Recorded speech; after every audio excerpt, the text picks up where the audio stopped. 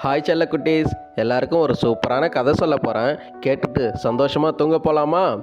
ஒரு ஊரில் ஒரு பெரிய பூந்தோட்டம் இருந்துச்சு. அந்த தோட்டத்தில் சிவப்பு, மஞ்சள், நீலம்னு கண்ணுக்கு குளிர்ச்சியாக நிறைய பூக்கள் பூத்து இருந்துச்சு.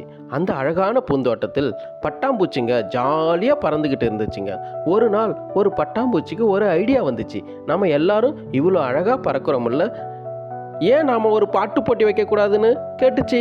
உடனே மற்ற பட்டாம்பூச்சிங்க எல்லாம் ஆமாம் ஆமாம், செம ஐடியாவாக இருக்கேன்னு சந்தோஷமாக கத்திச்சிங்க. சரி, போட்டிக்கு யார் ஜட்ஜின்னு யோசிச்சாங்க.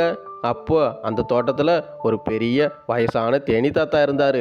அவருக்கு காது கொஞ்சம் மந்தமாக கேட்கும், ஆனால் ரொம்ப நல்லவர். தேனி தாத்தா, நீங்கள் தான் ஜட்ஜுன்னு எல்லா பட்டாம்பூச்சியும் கேட்டுச்சிங்க. தேனி தாத்தாவும் சந்தோஷமாக ஒத்துக்கிட்டாரு. முதல்ல ஒரு சிவப்பு கலரில் கருப்பு கோடு போட்ட பட்டாம்பூச்சி வந்து பாடிச்சு. அது எப்படி பாடிச்சு தெரியுமா?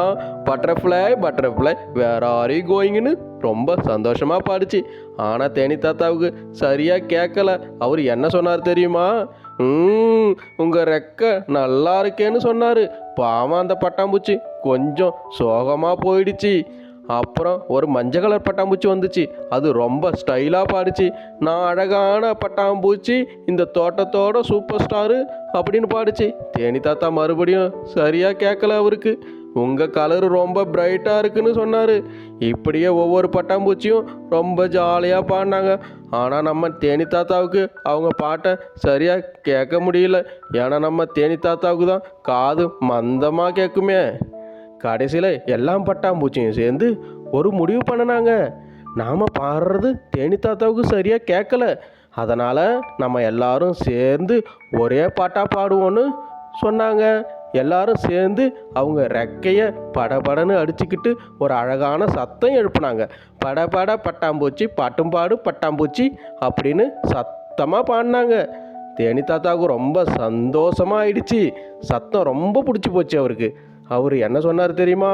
ஆஹா, இதுதான் ரொம்ப அழகான பாட்டு, எல்லாரும் ஜெயிச்சிட்டிங்கன்னு சொன்னார். எல்லா பட்டாம்பூச்சியும் சந்தோஷமாக பறந்து விளையாடினாங்க. குட்டீஸ், இந்த கதையில் இருந்து என்ன தெரிஞ்சுக்கிட்டீங்க? எல்லாரும் சேர்ந்து இருந்தால் எவ்வளோ சந்தோஷமாக இருக்கலாம் இல்லையா? கூடி வாழ்ந்தால் கோடி நன்மை. இப்போது நல்ல பிள்ளைங்களா தூங்குங்க. நாளைக்கு வேற ஒரு கதையோடு வரேன். பாய் பாய், குட் நைட்.